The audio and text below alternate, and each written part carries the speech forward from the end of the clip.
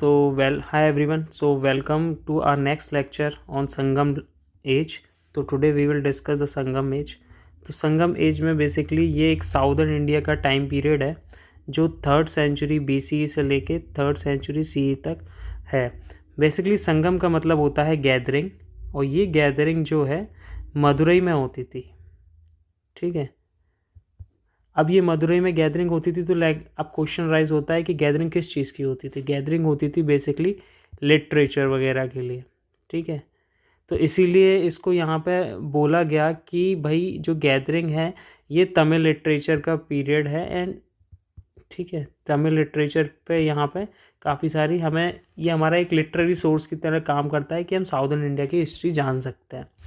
ठीक है, अब ये किसके पैट्रोनेज के अंदर होती थी? बेसिकली ये पांड्यास के अंडर होती थी, जो वहाँ का एक किंगडम था। We will discuss it in this chapter only. So आगे कंटिन्यू करते हैं। तो बेसिकली हमने क्या देखा कि जो हमारा संगम लिटरेचर है हमारा एज अ सोर्स की तरह काम करेगा टू नो किसके, साउदर्न इंडिया के बारे में, स्पेशली तमिलकम। ठीक है, मेन सोर्स एक जो लिटरेरी बुक है।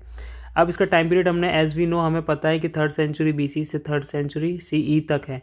अब इसका कंपोजिशन क्या होता है, जो लिटरेरी सोर्सेज में बेसिकली हमें क्या क्या लिटरेचर्स में या क्या तमिलकम में क्या देखने मिलता है। तो बेसिकली इसमें हमें लव एंड वॉर वाली चीज़ें, स्टोरीज़ हमें देखने को मिलेंगी। इस थीम बेस इस पे देखने मिलेगा। पोएटिक फॉर्मेट्स में हमें देखने मिलता है। ठीक है, अब ये जो हमारी हुई थी इसके जो संगम जो असेंबलीज़ हैं वो कहाँ पे हुई बेसिकली। ठीक है, किस रॉयल पैट्रोनेज के अंदर हुई, तो वो हमने डिस्कस करा कि ये पांड्यास के अंदर बेसिकली हमें देखने को असेंबलीज़ मिलती हैं। ठीक है, अब इसके अंदर बेसिकली जो है ड्यूरेशन एंड अटेंडेंस, मतलब कौन कौन लोग मिले इसमें, कौन कौन लोग आए थे, क्या कितने पोइट्स इसमें आए, तो वो हमें देखने मिलेगा कि 3 संगम्स हुए थे बेसिकली जो मेजर, और वो जो है 8598 पोइट्स इसमें आए। 197 पांड्यास किंग्स के अंडर में ये संगम हुए। ठीक है, अब इसकी सबसे पहली लोकेशन है, ये इंपॉर्टेंट है, ये पूछ लेता है कि पहला संगम कहाँ पे हुआ था, उसकी लोकेशन क्या थी। तो वो ओल्ड मदुरई में थी, सेकंड कपाटपुरम में थी, एंड थर्ड न्यू मदुरई में। तो आपको याद रहेगा फर्स्ट एंड थर्ड जो थी वो मदुरई में थी, एंड जो सेकंड वाली थी वो कपाटपुरम में थी। ठीक है, अब जो संगम लिटरेचर है उसका डिवीज़न कैसे है। ठीक है, तो उसमें डिवीज़न ऐसे है कि जो कुछ नरेटिव टैक्स हैं, ठीक है, वो 8 मेजर टैक्स में डिवाइडेड है। जैसे मेलकानू कहा गया। देखो जो ये साउथ है ना, इसमें टर्मिनोलॉजी भी वैसी साउथ इंडियन टाइप की रहेगी, तमिल लैंग्वेज में रहेगी, तो हमें थोड़ा इसको मगअप करना पड़ेगा अच्छे से। फिर उसकी जो नरेटिव टैक्स थे, जैसे मेलकानू के जो नरेटिव 8 मेजर वर्क्स के उसके थे, वो सब डिवाइडेड थे 8 लॉन्ग पोएम्स में, 10 स्मॉल पोएम्स में। ठीक है, इत्तु कोई एंड पत्तू पाटू। ठीक है, ये क्या है, नरेटिव टैक्स है, मतलब आपको नरेट करे गए हैं। ठीक है, गा गा के बोले गए हैं। ठीक है, डायटेक टेक्स्ट है जिसका नाम है कि किल्ला कानू, इसकी ये 8 माइनर टेक्स्ट हैं। ठीक है, तो ये चीज़ जो है मेजर एंड माइनर में ब्रेक कर दी गई, ये आपको पता होना चाहिए।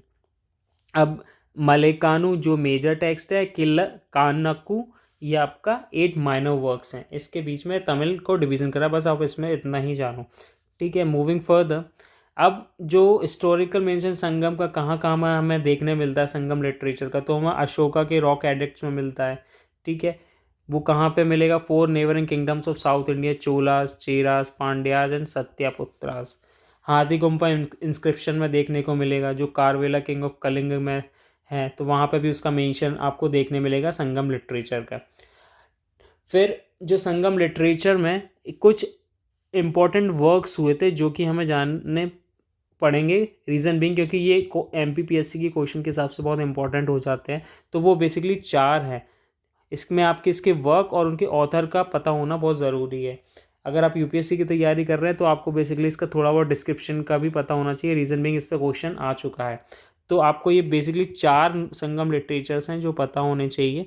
पहला है शिल्पादिक्रम, ये इलांगो आदिगाल ने लिखा था। मणिमेक्कलई ये सित्तरा सत्तनार ने लिखा था। तोल्का पियार ने लिखा था, बेसिकली ये तमिल ग्रामर है। और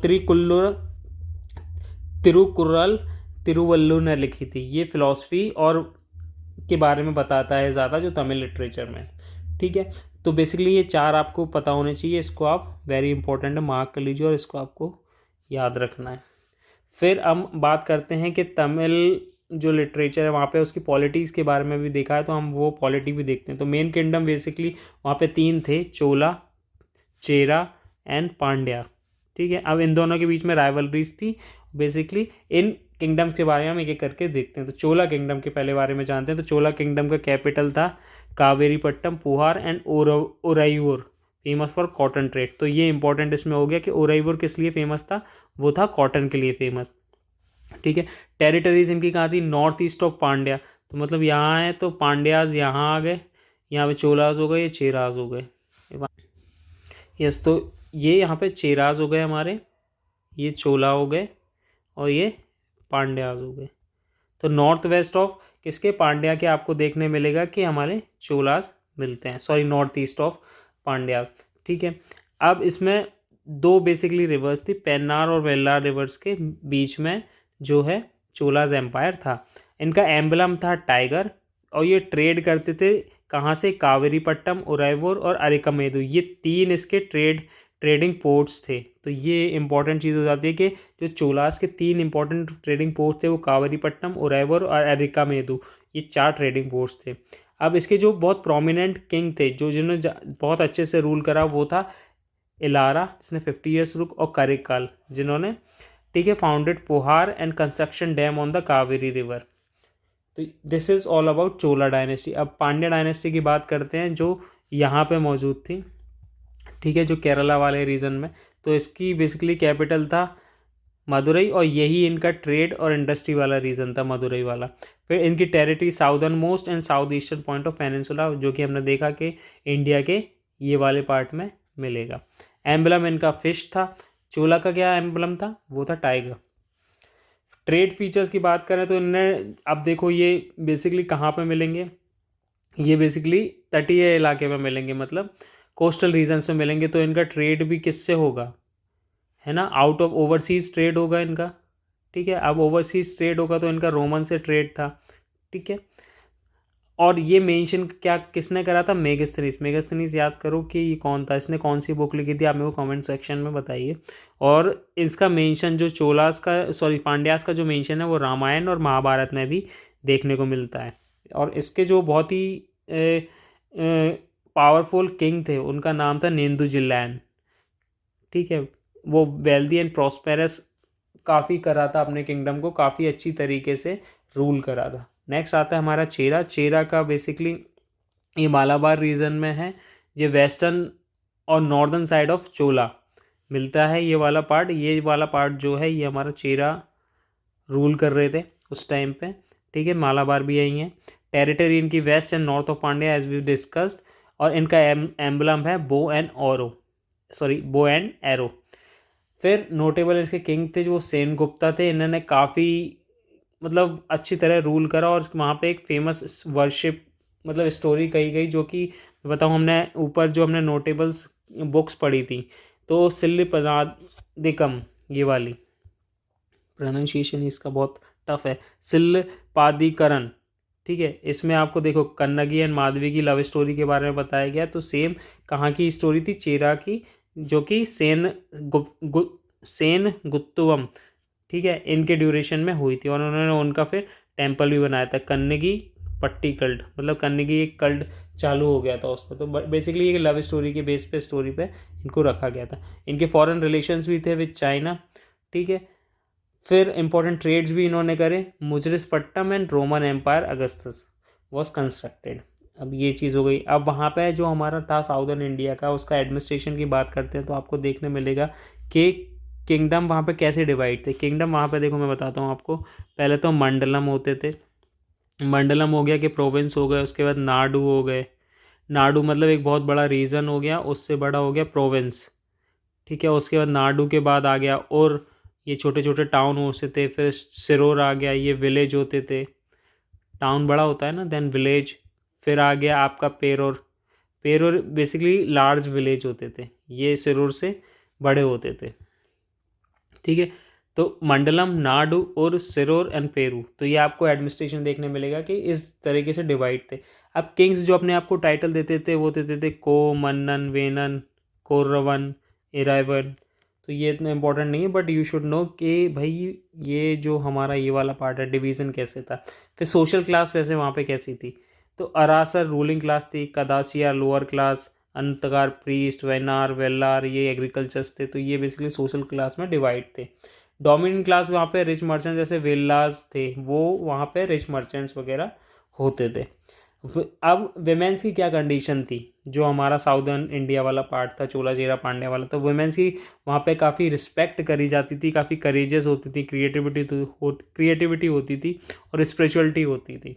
स्पिरिचुअलिटी में भी उन लोगों को देखा जा सकता था, जैसे कि ऐवार, ठीक है, नाचले यार, कई पंद यार, ये बेसिकली इनका तमिल लिटरेचर में मेंशन है। ये उस टाइम की मतलब सेंट हुआ करती थी। फिर मैरिज या विडोज, तो मैरिज, लव मैरिज वहाँ एक्सेप्टेबल थी, ठीक है। Widows were treated badly and Sati was prevalent, मतलब साउथ इंडिया में सती प्रथा भी देखने को मिलेगी, विडोज की हालत बहुत ख़राब थी, लेकिन लव मैरिज प्रिवलेंट थी। अब वहाँ पे कुछ प्रिमिटिव ट्राइबल ग्रुप्स हुआ करते थे, जैसे परथावार, पन्नार, एआर, कोंडार, मैवार, तो ये आपको वहाँ पे देखने को मिलेंगे। अब वहाँ पे रिलीजन की क्या स्थिति, मतलब अगर रिलीजियस बेसिस पे देखा जाए संगम एज में कि तो क्या बताया गया, तो बेसिकली वहाँ पे मुरुगन को पूजा जाता था, was main deity of Sangam literature. And जो था कि नाडू काल, ठीक है, वो भी पूछे जाते थे as a bravery of soldier, मतलब एक बहुत अच्छे योद्धा की तरह नाडू काल पूछे जाते थे। तो बेसिकली मुरुगन की बहुत फेमस डाइटी, इंपॉर्टेंट डाइटी हुआ करते थे। अब वहाँ के लैंड की बात करें, टाइप्स ऑफ लैंड कैसे होते थे, तो वहाँ पे 5 टाइप्स ऑफ लैंड होते थे जो तोलकापियम में मेंशन है।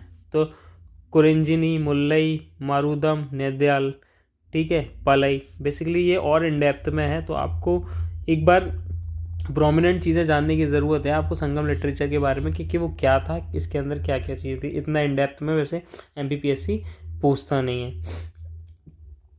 अब जैनिज्म बुद्धिज्म की कंडीशन क्या थी संगम एज के टाइम पे, तो देखो जैनिज्म और जो बुद्धिज्म की कंडीशन थी वो काफ़ी अच्छी थी और काफ़ी फ्लरिश्ड हुई, मतलब काफ़ी प्रोपोगेट हुआ जैनिज्म बुद्धिज्म का ड्यूरिंग द संगम लिटरेचर। अगर हम रेवेन्यू की बात करें, रेवेन्यू एडमिनिस्ट्रेशन की संगम लिटरेचर में, तो आपको देखने मिलेगा कि काफ़ी अच्छा सिस्टम था वहाँ पे, क्योंकि ट्रेड भी हो रहा था, पोर्ट्स थे, तो बेसिकली फाइनेंस और इंडस्ट्री काफ़ी अच्छी व्यवस्था थी। अब उसमें कुछ की टर्म्स है वो हम देख लेते हैं। करई जो कि land tax, ulgu custom duties, iravu force gift extra demands, irai tribute paid by feudatories, variyar tax collector, तो ये बेसिकली आपको पता होने चाहिए। अगर हम आर्थिक व्यवस्था को देखें वहाँ पे कि कैसे वहाँ पे लोग अपना गुजारा वसारा करते थे, तो हमने देखा कि पोर्ट्स वहाँ पे थे, तो वो एक प्रोमिनेंट चीज़ थी, जैसे इंडस्ट्री वहाँ था, ट्रेड था। उसके अलावा लोग क्या करते थे, एग्रीकल्चर करते थे।